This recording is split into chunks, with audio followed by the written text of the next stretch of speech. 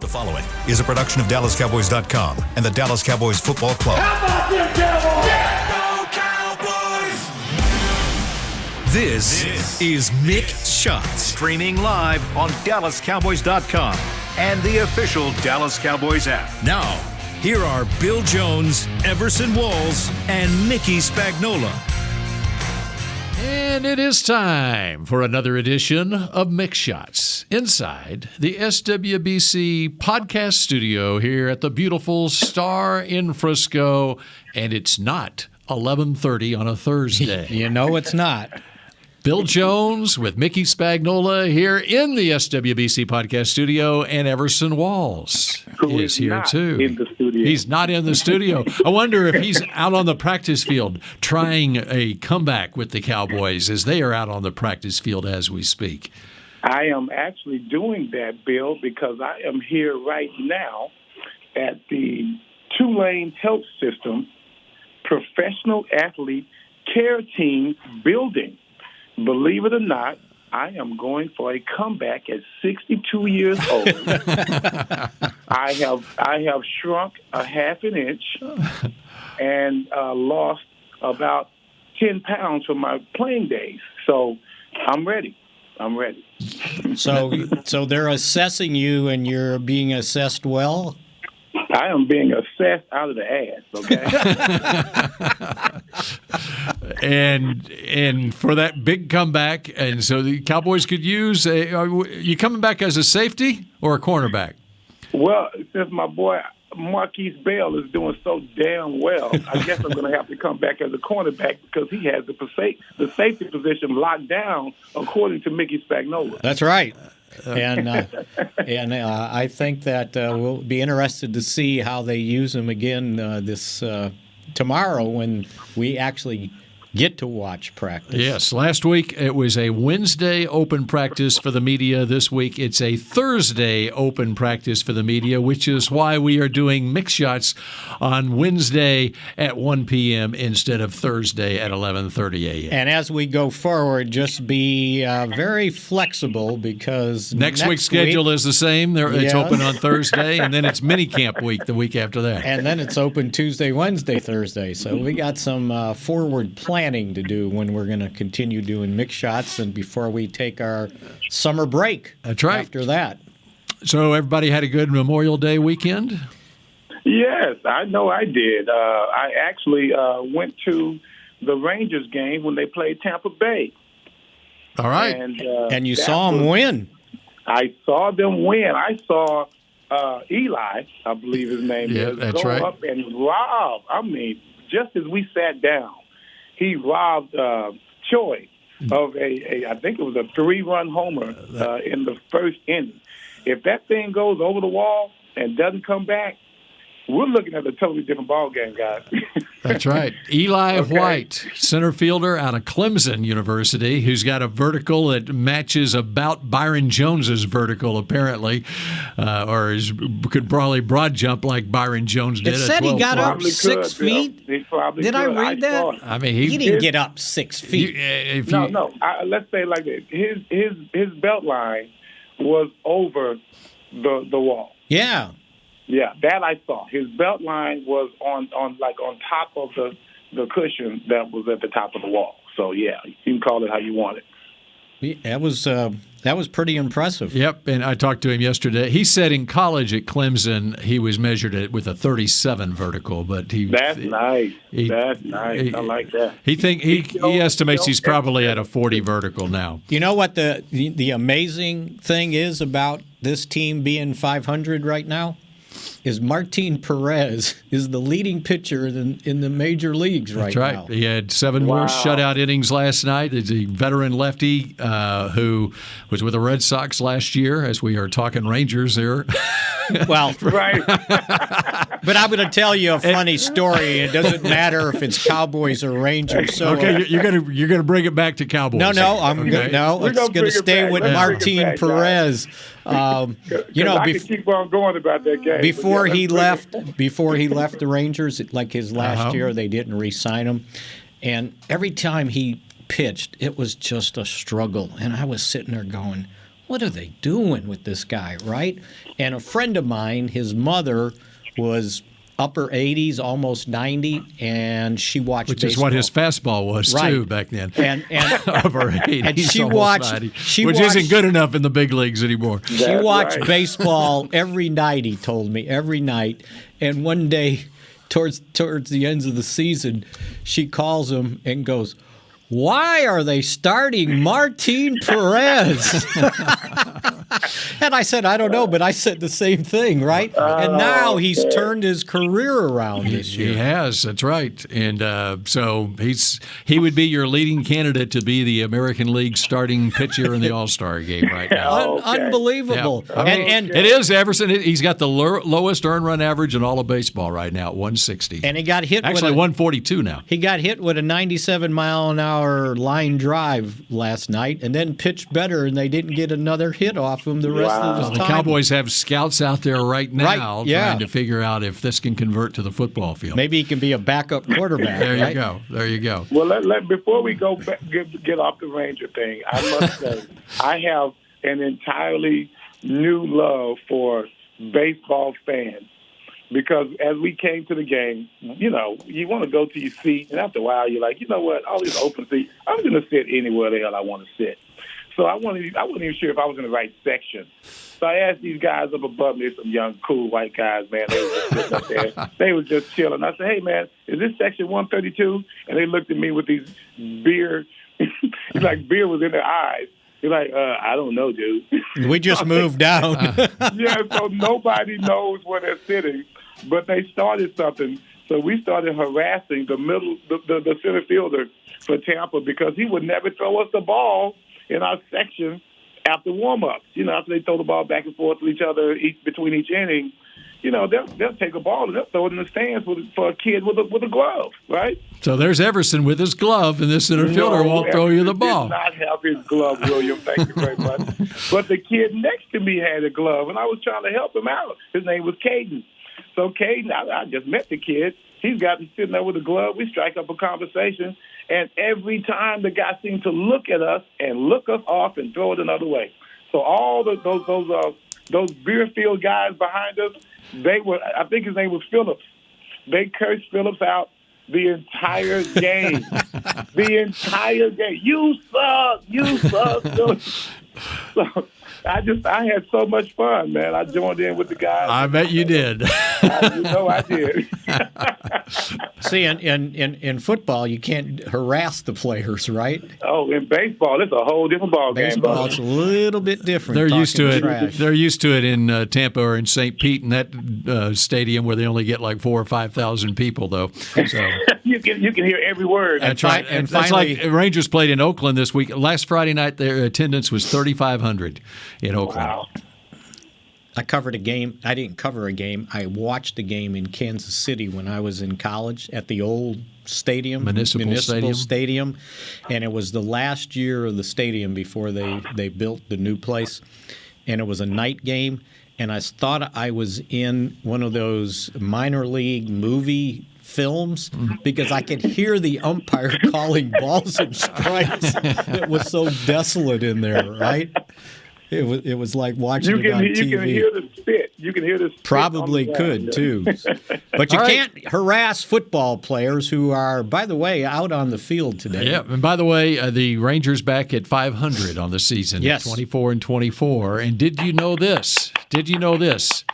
With the Mavericks advancing to the Western Conference Finals this year, the Stars made the playoffs, first-round exit. Cowboys made the playoffs. This is the first time since 2007, the calendar year 2007, that the Cowboys, Stars, and Mavericks have made the playoffs in the same year. And we're counting right? this. Oh, you're counting the Cowboys. The playoff games are being played in okay. this calendar year. This calendar right. year. It's the first time in 15 years, and it's never happened before that the Cowboys, Mavericks, Stars, and Rangers have been in the playoffs in the same year. So who's caused that to happen? Like, who didn't hold up their end of the bargain? Well, it just is varied year to year. The Rangers have been in the playoffs, yes, but in those years, maybe the Stars or the Mavericks didn't make it, or the Cowboys. No, didn't the Cowboys didn't in 2010 and 2011. Cowboys That's had right. their own year. So they had own bad that. years. And then you go back 96, 98, and 99. The Rangers are in the playoffs, but the Mavericks were down before they got Dirk. So anyway, that's a little bit of trivia there. I like that. There you go. Absolutely. So maybe this will be the year. There you go. All right. And just so you guys know, I got to say, I'm here in New Orleans doing this thing, right, getting this assessment. And I have been on the phone with Uncle Lonzo and Aunt Nikki. That's the aunt and uncle of Marquis Bell. Oh, really? And I have promised them that I would take care of their little nephew. I've talked to everybody but Marquis, okay? So I've talked to the entire family, and, boy, they are so proud of him. I have found out so much about this young man, even more than you, Spagnola. So, Oh, no. Well, I'm going to have to debrief you. You know, when you talk about high characters, and you know everybody's going to say that about their own kid, but I truly believe it with this young man. They call him a high character kid, Spag, and you know how much we like that, Bill. That's right. Having a high character individual. They talked about his athleticism. He played every sport, guys. He played every sport except for hockey. All right? And so this guy is extremely athletic. And I asked his uncle, I said, listen, can he go as a safety? Does he have the range to go to the ball and gather himself to go up and get it as he arrives at that point? And he said, absolutely. Absolutely. So as far as I'm concerned, if he can do that, we got all the linebackers we need, Spags. We need safeties. We need safeties that can make plays. I think if I remember correctly, for track, I think he was like a high jumper too. Yeah, that's what he was. He was a high jumper and a long jumper, and that just lets you know that he has the hops and he has the footwork to make those plays on deep balls. And you know me, that's what I'm looking forward to. So when I finally start working with this kid, or at least just talking to him and putting the bug in his ear, just tell him to stay the same. Right now, guys, he's a perfect candidate for a surprise to make this team and to make an impact. Oh, no, I've already pointed that out, so you're late on that one. Well, what you need to do is come out here for the mini camp practices so you can go in and introduce yourself. I am definitely going to do that because he won't answer my phone calls. Well, here's what we need to do, Mickey. This is your assignment. Sometime this month. Now we're in the month of June. Okay, yes. Training camp starts next month, so time is running short here. But you've got OTAs this week, OTAs next week, mini camp the following week. Whenever we schedule the mix shots for maybe the following week. Maybe, I don't know if we'll work it into the schedule mini camp week or what, but when he's still on campus here, we need to have him in studio and tape mix shots with Everson here and have a Marquis Bell show. Before we get to training camp. Before training camp. That's right. That's right. I am game for that, guys. I'm definitely ready for that. That's good stuff, Bill. Good stuff.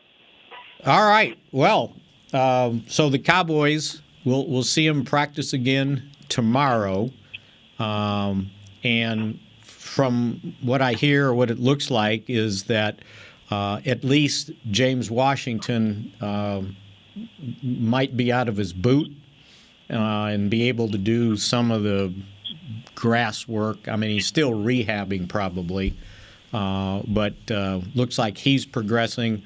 Looks like Jalen Tolbert is progressing. So the wide receiver position, maybe by mini camp, will look a little bit more normal than what we saw last week when it was CeeDee Lamb and Simi Fehoko and Noah Brown out there with the first team. That'll probably make everybody feel a little bit better about that wide receiver position. You know, and I think back to last week, seeing Zeke out there. I don't know how much we talked about it, and if we have, just remind me. But, boy, he's really scooting out there. He looks like he's got his legs back under him. the way he looked in the first couple games of the season when they did a little bit of running and some blocking, by the way, with the exception of the first game, because they basically gave up trying to run against Tampa Bay and ended up throwing for, 400. All I remember is Dak had more yards passing than Tom Brady did in that game. But if Zeke's got himself back after the PCL sprain, he could be in for something big this year, especially if that they found a second tight end that can go out there and block when they go 2 tight ends. I looked it up. I think it was after our show last week, and if this was accurate, 25% of their snaps were in 2 tight end, but they didn't really block that well when they were in 2 tight ends. So which guard do you think will be that? That's right, and that's what they ended up doing, right?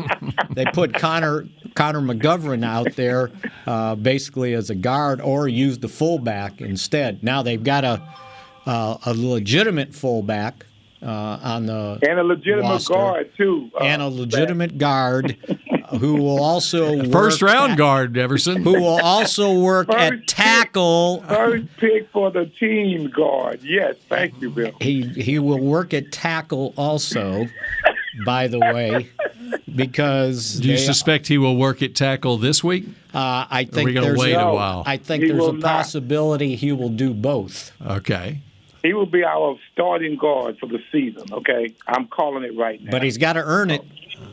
Which frees up McGovern to be the starting second tight end. Unless Jake Ferguson is the real deal. And I'm thinking, if you drafted a tight end from Wisconsin, as much as they run the ball, the guy better be able to block, right? Otherwise, better be. That's right. Otherwise, he might not even been a 4th-round pick. So this 2 tight end off. And McCarthy loves tight ends. I mean, as early as the 3rd round, he's pounding the table to get a tight end. And a bunch started going off the board at that point. So who are you considering the true fullback? Ryan Nall or Nick Ralston? What about Nick Ralston? Well, Nick Ralston. The Cowboys had a true fullback on their roster. They just didn't have him active enough. Yeah. At least the other guy's Nall's got experience, right? He's got some. Bill, I haven't heard that name in so long. We forgot that we actually had a fullback. That's right. Nick Ralston. You know how players advance from their first year to their second year. Well, then it's time to. That's a big training camp battle, right there. And that was a big training camp story, by the way, last summer for Bill. That's right. At training camp, he found his mom and dad at training camp. That's right. Yeah, great human interest. And an investigative reporter Bill is. They were probably the only 2 people that had Ralston on, That's exactly their right. jerseys in the crowd.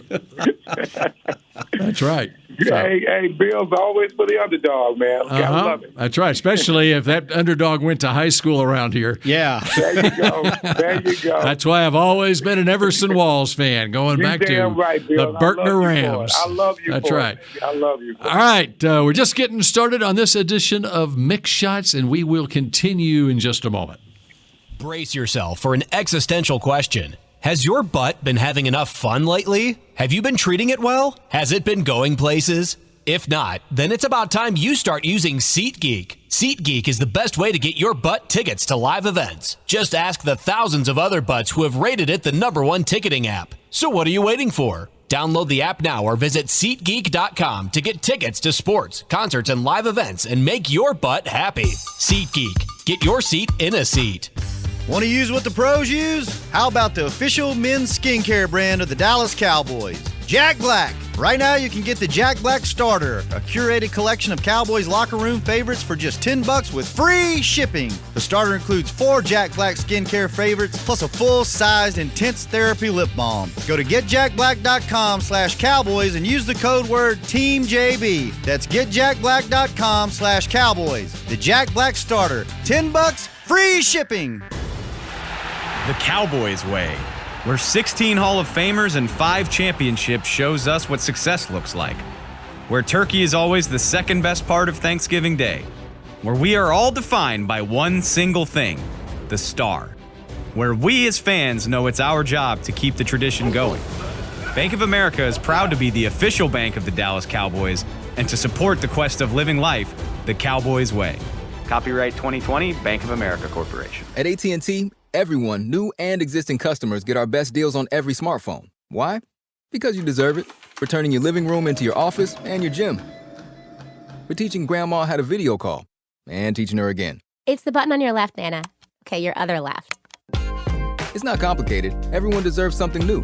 So AT&T is giving everyone, new and existing customers, our best deals with every unlimited plan on every smartphone, even the latest ones. AT&T may temporarily slow data speeds if the network is busy. Restrictions and exceptions may apply. Back to Mick Shots. K-Post Roofing and Waterproofing, proud partner of the Dallas Cowboys, from corporate homes to your home. Have your roof checked by choice, not by chance. Call now, 214-225-4860, or go to kpostcompany.com. All right, we continue with Mick Shots on a Wednesday afternoon. Cowboys have been on the practice field for another OTA session today, closed to the media.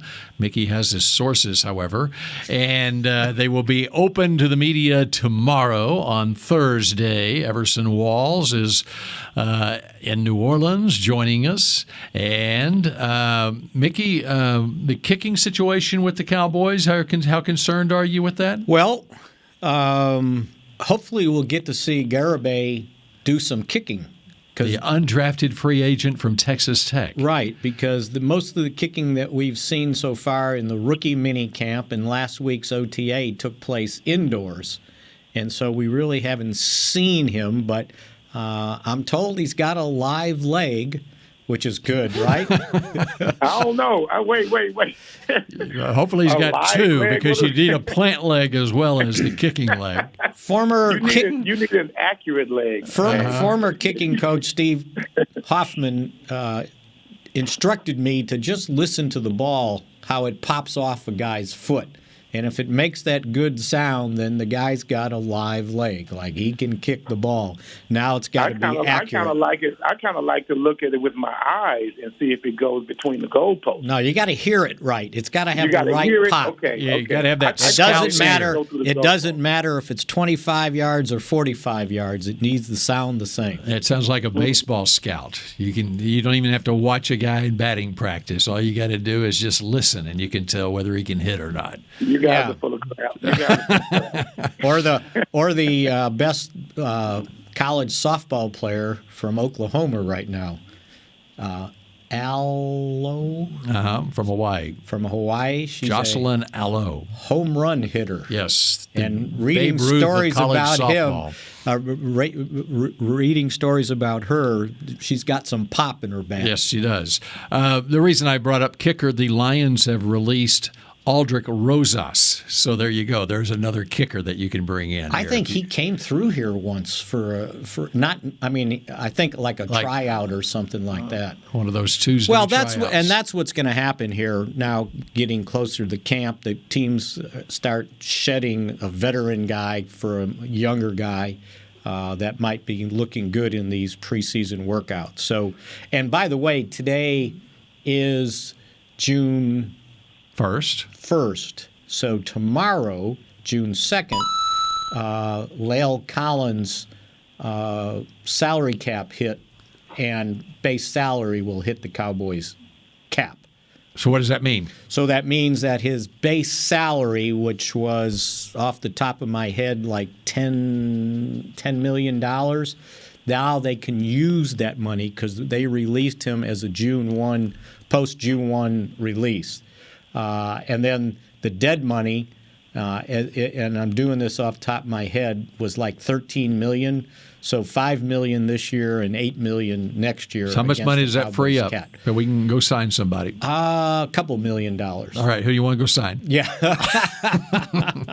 let's get it out there. Bill is rushing this along because he wants a solution. Okay?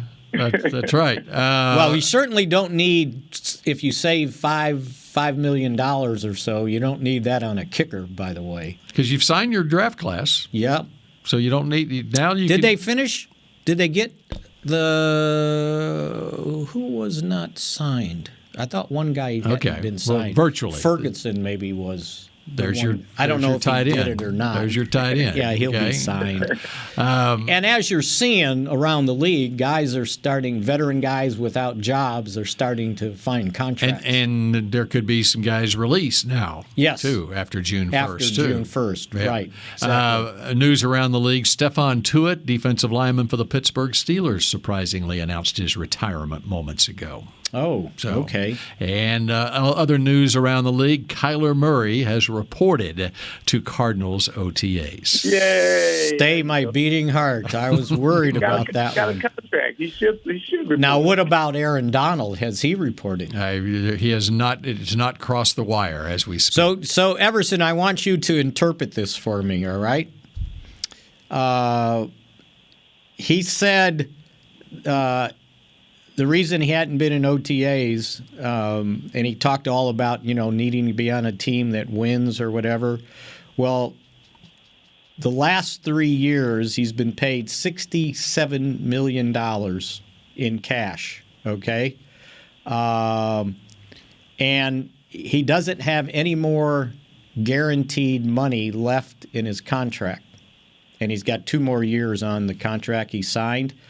His quote is, "It ain't about the money, but it's business at the end of the day."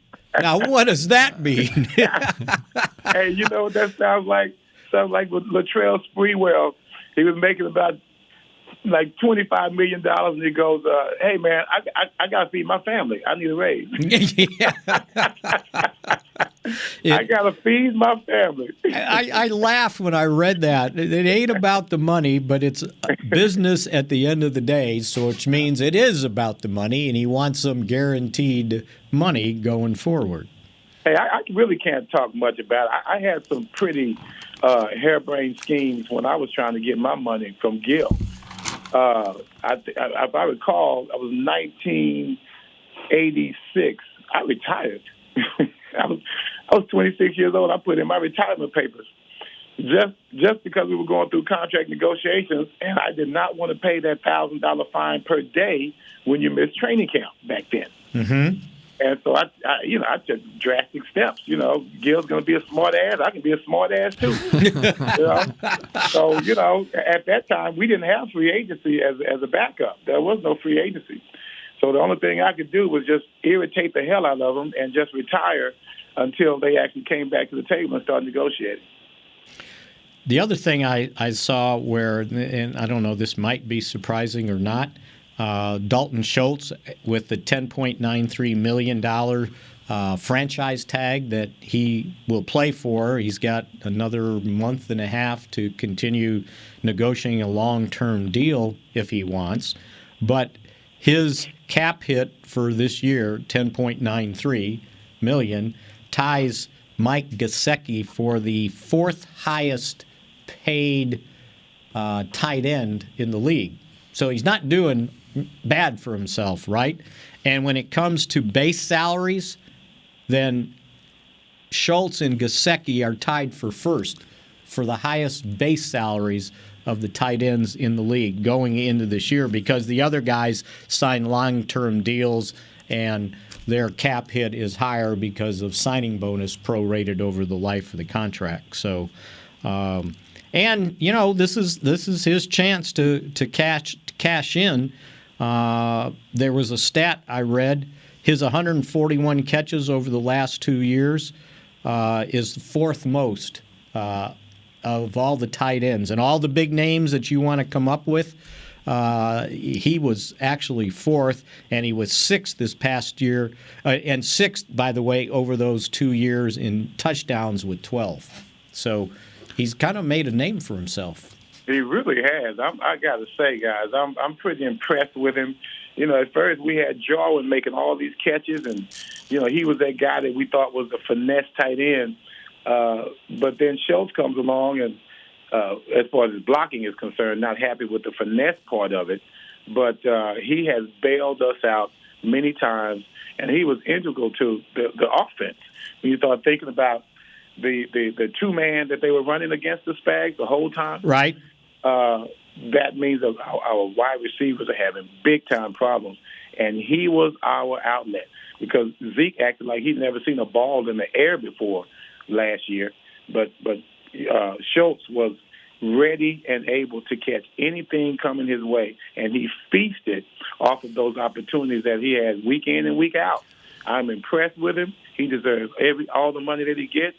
And when you start talking about some of the big tight ends in the NFL, and he's considered to be one of them, that's pretty good, man. He's in good company. And by the way, that I said he was sixth over the last 2 years with 12 touchdowns.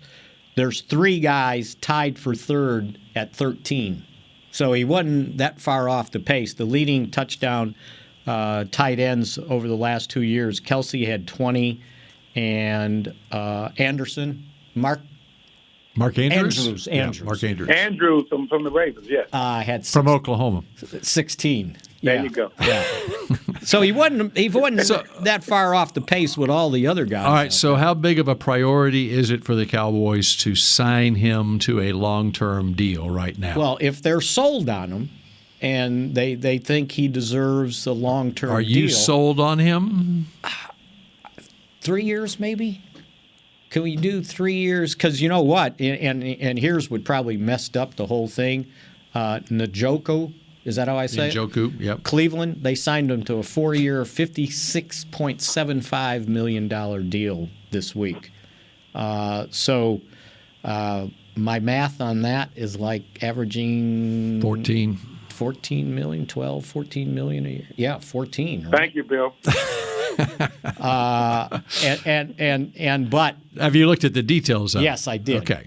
And it's essentially a 3-year, $39.5 million deal. So almost 13 a year.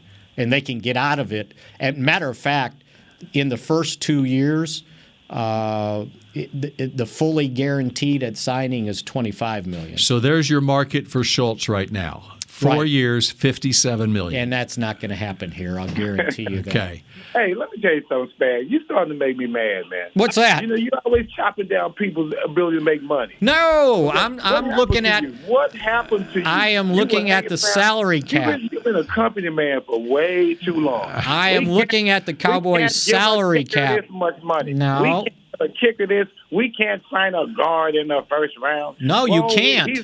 He's not going to get that much. Come on, man. Have some optimism in yourself, okay? You obviously need to take a lesson in salary cap management. Yes. I mean, look, as much money as Jerry spends, it's not about his money. It's about the Cowboys' money. And that's what you got to keep an eye on when you're paying a quarterback who's going to average $40 million a year against the cap. So are you, if you don't sign him to a contract extension, he plays on the tag this year. Now you go into next year's offseason. Do you let him walk or do you tag him again? And what would be 20% more? 20% more of 10? Yeah. Or basically 11, right? Yeah. So that doubles? So that basically... Well, it's 20. Be around that $14 million range for another year. Right, and so it depends on how you structure the contract. Right, you can make it look good for the agent to say 4 years, $56 million, but it really isn't 4 years, $56 million when you look at the when you look at the inside of the contract. But that gets back to the priority during this draft. Was on that offensive staff, right? Was to get a tight end, and they wound up not being able to get one in the top 3 rounds, and so now we'll see if Jake Ferguson becomes that tight end that you can depend on. Isn't that where they got Schultz? Fourth round. That's exactly right, and found Witten in the third round. James Hanna was, a 6th rounder, and he put in a good number of years here. David LaFleur was a 1st rounder.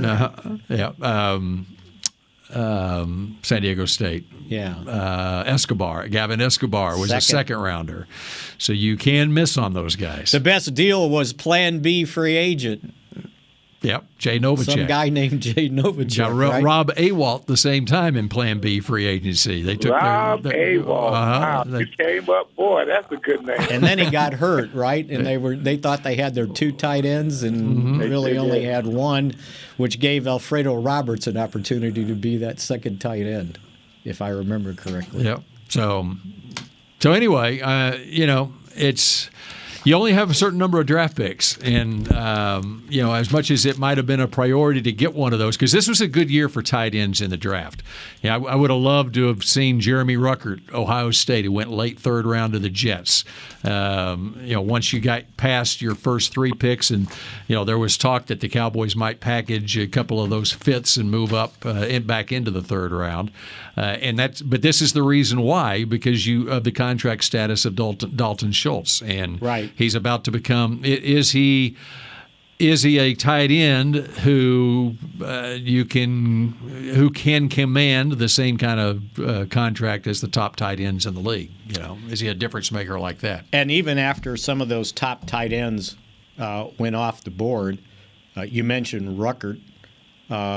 He was the 37th pick in the 3rd round. They kind of like that Cade Otton guy, and he was the first pick of the 4th round at Tampa Bay, and which caused Will McClay to pound his fist on the table, I think, in frustration. It's like, darn it! Right. So there's a couple that you would have had to have traded up into the 3rd round, and the price to pay for that would have been probably your 4th and 2/5 to get that high. Yeah, that was a long way to go. And even if you moved up a little bit, it would have cost you Damone Clark probably. Yeah, depending on how which 5th round you could somebody would take, right? And let's just assume, let's assume it would be your first 2 5th-round picks. Well, you took Matt Waletzko with the first of those, right? And you took Deron Bland, the cornerback from Fresno State, with the second of those. Yeah. So would you be willing to give up Jake Ferguson, a tight end, Matt Waletzka, a tackle, and Deron Bland, a cornerback, to get Cade Otton or Jeremy Ruckert? That's a lot. Mm-hmm. So that's what you're looking at, though. Yeah, absolutely. So anyway, the development of those tight ends is going to be a key thing going forward. All right, when we come back here's what I would like to get into a little bit. Let's look at the NFC East a little bit. I was talking with a friend in Philadelphia today. A friend? And he is convinced that the Philadelphia Eagles, this is the year for the Eagles, and that they are going to rule the NFC East. Let's explore that when we come back here on Mick Shots. Before there was a draft, you could size up a cowboy by 3 simple factors: the crease in his hat, the bend of his brim, and his unbending attitude. A man's Stetson didn't just protect him from what life threw at him, it projected a rugged, unstoppable spirit. Stetson hats are still American-made with pride right here in Texas. They're still the unofficial crown of all self-respecting cowboys, and Stetson is proud to be on the field with America's team. Find a retailer nearest you at stetson.com/cowboys. Hi, I'm Clint Tillison with... And I'm Jay Novacek, and we're both with... United Ag and Turf, the official tractor provider of the Dallas Cowboys. So, if you need a tractor to bale some hay, a mower to cut some grass, or a gator to get some chores done... Get a John Deere at United Ag and Turf. And then, let's get to work. Hey, Jay, that's my line. Well, not today. Get to work with a John Deere tractor package that's just right for you and your budget. Visit UnitedAgAndTurf.com. There's nothing as unique as our eyes, which is why Essilor pioneers ways to make lenses as unique as you. Verilux for super sharp vision, Essential Blue for protection, and Crizal for freedom from glare. 3 cutting-edge solutions in a single unique lens. So whatever your needs, insist on Essilor. Visit your local Essilor experts and find the perfect lens for you. See more, do more, Essilor. New Dr. Pepper Zero Sugar. You deserve it. I do deserve that. You deserve decadent flavor without sugar, and a day at the beach without sand getting everywhere. And a relaxing bath that your children don't interrupt. I deserve all that? It's really just a visual metaphor for Dr. Pepper Zero Sugar. Everything you want, nothing you don't. A visual metaphor on the radio. I do deserve that. Dr. Pepper Zero Sugar. The zero you deserve is finally here. Back to Mick Shots. Whether you're watching from home or cheering in the stands with SLR lenses, you'll see every exciting play. Book an appointment at your local SLR experts and find the perfect SLR lens for you. See more, do more, SLR. All right, Bill Jones, Mickey Spagnola, Everson Walls, our last segment of this week's edition of Mick Shots. As we get you set for another day of reporting tomorrow, you'll be seeing all the reports after the practice is over of what happened out on the practice field, because rules are rules, right, Mickey? That's right, no absolutely. reporting while things are going on. No texting while practice is going on. Texting or tweeting. That's right. When things are going on. So here it is. We're in the month of June now. Training camp is going to start next month. Okay. The season will be here before you know it. My question to both of you, gentlemen, who's the team to beat in the NFC East? I'll defer to the representative in New Orleans right now. Who played for the New York Giants as well as the Dallas Cowboys? I would have to say, guys, when you look at last year, with all the talent that we had, that allowed us to take over the NFC East. And I don't care how many draft choices you have. I don't care how promising your quarterback might look in Philadelphia. I don't care what they do with Jones in New York. Now, I know this. The Cowboys, even with their losses at wide receiver, with Mari Cooper being gone, and even with our offensive line being the way it was, we were still able to dominate the NFC East last year. Nothing has changed as far as I'm concerned. They may have closed the gap as far as the other teams in the NFC East, but to me, the Dallas Cowboys still have the veteran talent enough to go on and continue to win the NFC. It's still going to be, to me, one of the weaker divisions in the league. I still believe that, unfortunately. But the Cowboys are still the class of this division. So I know they lost some talent from last year. I get it. But here are the scores in the NFC East last year for the Cowboys. They beat Philadelphia 41-21. They beat the Giants 44-20. They beat Washington 27-20, the closest of all. 21-6 over the Giants the second time. 56-14 over Washington, and 51-26 over Philadelphia. So did Philadelphia close the gap that much? They have not. I don't think so. And they will not. Do any of those scores carry over? You get Can we get? Is it like wrestling? You get riding time for dominating? Yeah, there you go. Yeah, that would be nice. It's like soccer, the aggregate. Yes. So here's the other thing. I saw this stat come up, so I figured it out. Quarterback ratings over at least the last 35 games, and you had to throw at least 800 passes. Aaron Rodgers leads, no shock there, 109.2. Kirk Cousins is next at 105. Wilson, 105. Mahomes, 103.7. Tannehill, 102. And Dak Prescott is sixth at 101.6. Any of those quarterbacks ahead of them in the NFC East, by the way? Nope. Jalen Hurts, do you have him on the list? Or do you have to throw enough passes? I didn't. I don't know that's since when? Over at least 35 games. Okay, so he probably hasn't wouldn't played have enough. that much. Yeah. No. And so, to me, if you're looking at this, who's got the best quarterback in the NFC East? I think it's hands down. It's the Cowboys. Do you really trust Jalen Hurts yet? I don't know. Do they? They seem to think they do. All right, they keep telling everyone that they do. And as much as I do like Jalen Hurts, I think I like him a little bit more than you guys, I still don't think it's enough to be able to beat the Cowboys. Yes, I think he has improved as a quarterback, but I don't think he's improved that much to where they're ready to take over the division. I don't see that. Here's the Jalen Hurts stats from last year. Okay, he was 8-7 as a starting quarterback, 15 starts. He completed 61% of his passes for 3,144 yards, 9 interceptions, and 16 touchdowns.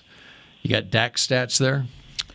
From last year. I've got them here if you don't. No, I do, right here. So Dak Prescott was 410 of 596, so 68.8%, 4,449 yards, 37 touchdowns, and 10 interceptions with a 104.2 quarterback rating. And so that was 37 touchdowns, 10 picks, and Hurts was 16 touchdowns, 9 picks.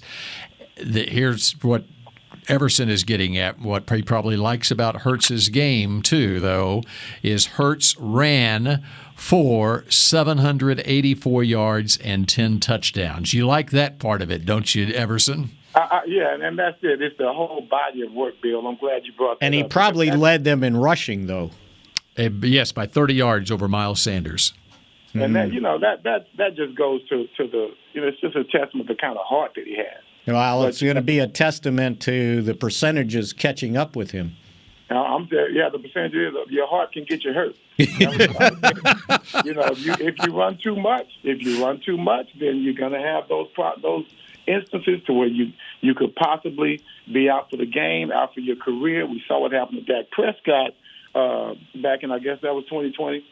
So when you start talking about running too much in the NFL, you don't want a quarterback. Lamar Jackson, to me, is an exception. Jalen Hurts is trying to be that, but his passing production is not. It can't compare to Lamar Jackson's, if I'm not mistaken, by any means. But he's good for what Philadelphia is doing. That's why they like him so much. They don't want him to carry the team. They want him to be a complement to their defense. And at this point, that's what got them into the playoffs. He was just a complement to their defense. He's not going to be that quarterback that we like a Dak Prescott. He's not going to be an Aaron Rodgers. He's not going to be any of those guys, Russell Wilson. He's not trying to be. But they want him to be the kind of quarterback that Philadelphia needs to complement their defense. And that's not going to get you many passing yards. But it did get them, once again, into the wild card. Okay, let's. How about this part of it? Compare the Cowboys' weapons on offense with the Eagles' weapons on offense. With the Eagles acquiring A.J. Brown on draft day with their trade with the Tennessee Titans. They've got Devontae Smith, who, of course, was a first-round pick last year. They also picked up Zach Pascal, who was with the Colts, picked him up in free agency. The former first-round pick Jalen Reagor, who has not performed well in his time. Greg Ward's still around there. At tight end, they've got Dallas Goedert. They drafted in the 6th round Grant Calcaterra out of SMU. And, of course, their running backs, you got Miles Sanders along with Kenneth Gainwell and Boston Scott. Or do you like those weapons around Hurts, or do you like what the Cowboys have? Well, I don't care what you have around the quarterback. The quarterback's still got to perform. Otherwise, those guys don't get to excel, right? And our quarterback performed. The Cowboys quarterback, he performed. This guy knows how to get it to his receivers when they're open, and sometimes even when they're not open. But when you start looking at guys like Brown, I mean, when you trade for a guy like Brown, he's that Deebo Samuels type of guy. He's going to have a good runs after the catch, yards after the catch, and they're going to be short throws to him and let him make his way down the field as best he can. When you're talking about that kind of physicality, he's kind of making up for the Heisman pick that they had. What's the young man's name, the other wide receiver? Devontae Smith. Devontae Smith. I mean, come on, man. This little bitty guy, he's not going to have many yaks when you're throwing short passes. You got to catch him down the field. Brown can keep the chains moving for the Philadelphia Eagles, and that is what they're looking at. He is, to me, throwing the ball to him would be like Jalen Hurts pitching to a great running back. You understand? That's what it's like. They're going to throw short to him, and they're going to see how many yards, how he can move the chain.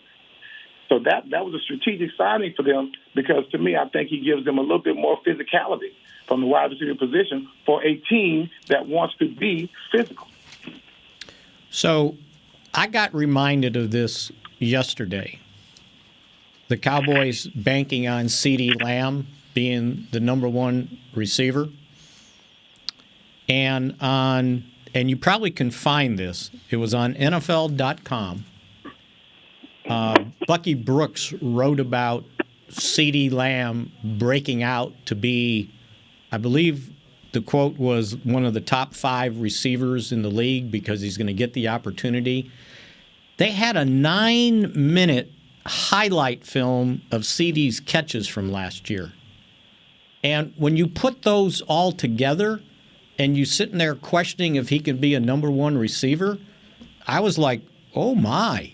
If he gets more opportunities, I mean, there were some spectacular plays in 9-minute video. And it just kind of reminded me how explosive he was last year. If you look at the catches he made, the runs after catches he made, and some of them, how wide open he was in the game behind the defense. So maybe that's what gave the Cowboys the confidence to say, okay, for salary cap purposes, we can move on from Amari Cooper because we've got a potential number one receiver playing for us that we're going to invest money in. The difference between that, to me, Spags, is, okay, you got a highlight reel. That's great. But, you got low light reels you can make. Well, he's got to cut out the drops. I get it. I know where you're going. Yeah. And trust me, I love some CeeDee, and I'm hoping that he turns out to be that guy. But that low light reel is going to be where he disappeared, where we couldn't find him, where he was nowhere, where he couldn't get off the jam, to where we needed him to be open quickly because that rush was coming, that 4-man rush was coming, because once again, we needed what, Spag? An offensive guard, okay? So that's what we had to deal with last year. The highlight reel is great. It's when we needed him and he wasn't there. Those are the times where you say, okay, there could have been greatness, but where was he? And that's what I'm looking at when we start to falter down the stretch. When the pressure started to get to us up front. We needed him to get off of that DB who was on the line of scrimmage jamming him, because that was the MO for teams to beat us in our passing game. We're going to jam the outside receivers, and even if you're playing nickel or dime, there's jamming the slot receiver as well, which is where sometimes we would line up CeeDee Lamb. I still like him being in the slot prominently, but he's got to be stronger. I'm hoping he's in that weight room this offseason. He's got to be stronger, and he's got to learn some moves off the line. If y'all recall, they had when they had the show last year, Hard Knocks, Amari Cooper was trying to show him different ways to come off the line of scrimmage. I hope he was listening, because he gave us some good tips. You try to attack somebody head on, it don't work with these DBs. You have to attack them from angles, especially when they're jamming you like that. And I'm hoping CeeDee was listening, because if you do it like that, you give yourself a chance to get off the jam as opposed to getting locked down. Well, he says he put on 10 pounds of muscle, for whatever that means. Although when I checked his weight from what's on the thing now to last year is about the same. So maybe he got rid of some fat, which he didn't have. There you go. An ounce of. He lost 10 pounds of. Lost 10 and pounds put on of muscle. Fat. Yeah. Maybe he got more humble. Maybe he lost it. Actually, you know what? Though when I looked at him, and maybe it's because we haven't been able to do interviews standing next to anybody. Right? We've always been 5, 6, 8 feet away. When I was standing next to him in the locker room this past week, it was like he looks bigger. And he's pretty cute, right? He goes, well, I did grow a half an inch. So he grew a half an inch, and Everson, you said you shrunk a half inch? You shrunk a half an inch. Yeah, no. He tiptoed a half an inch. That's what he did. Got up at his tiptoes when they measured him? I know that trick. You got to stretch that neck, man. Okay, so then, Mickey, as you go out to watch practice on Thursday, what are you watching for? Well, I'm going to again watch how they're using Tyler Smith. Is he the backup still the second-team guard behind Connor McGovern, and is he going to play some at left tackle? Because even though Tyron Smith did not practice last week, it sounds like he's going to be out there again, a return this week to practice. But how much does he need to do in OTAs, right? So I'm thinking maybe they take a look at Tyler Smith some snaps at left tackle. So I'll keep an eye on that. Let me ask you a question, Stag. Uh-huh. Because this is kind of the elephant in the room. Do you think he's going to be ready?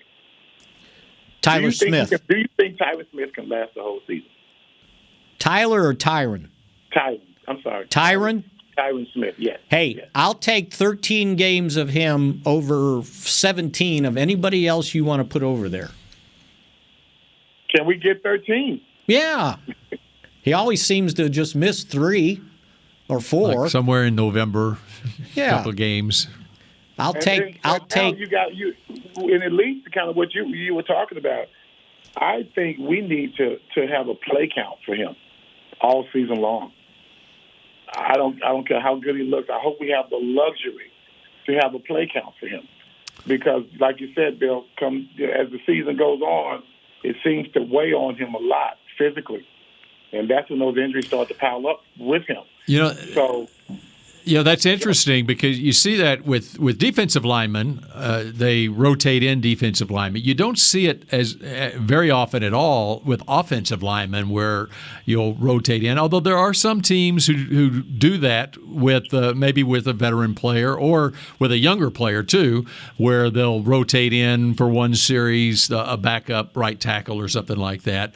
It's obviously a tough thing to do with a veteran future Hall of Famer like Tyron Smith, unless Tyron wants to do it. And there's something to be said on the offensive line for continuity. So speaking of the offensive line, I also want to keep an eye on over these next couple of weeks. Like, who's the backup center, by the way? Farniok. Okay. That's what they were saying at the draft. They love Matt Farniok. No, they said he was here every day. Oh, okay. I took that as they loved him. There's a difference between being here and being ready. Yeah, that's right. Because, Everson, I show up every day. That doesn't mean Mickey loves me. I just show up every day. Yeah. You got the pessimism of Spags and the optimism of Bill Jones. You guys are some kind of pair, boy. Do they give Connor McGovern an opportunity back at center that he did like 5 or 6 years ago at Penn State? But that's didn't we try him in training camp at center? They really didn't give him an opportunity. They gave Connor Williams the opportunity. They gave Connor Williams. They were hoping for a double there, and they got a little greedy. But if McGovern's going to play center, then who plays tight end? Or fullback, right? That's right. So hopefully you've covered tight end, and they free him up to maybe be the backup center guard. You got to have one, right? Yeah. That's where you have to have continuities at the center position. You're talking about someone with his hands on the ball. That's even more delicate than you're talking about your blindside tackle. So I'm going to keep an eye on that, and also I'm going to continue to keep an eye on the safety position with our man Marquis. And the guy that I think everybody shouldn't forget about is Coyle.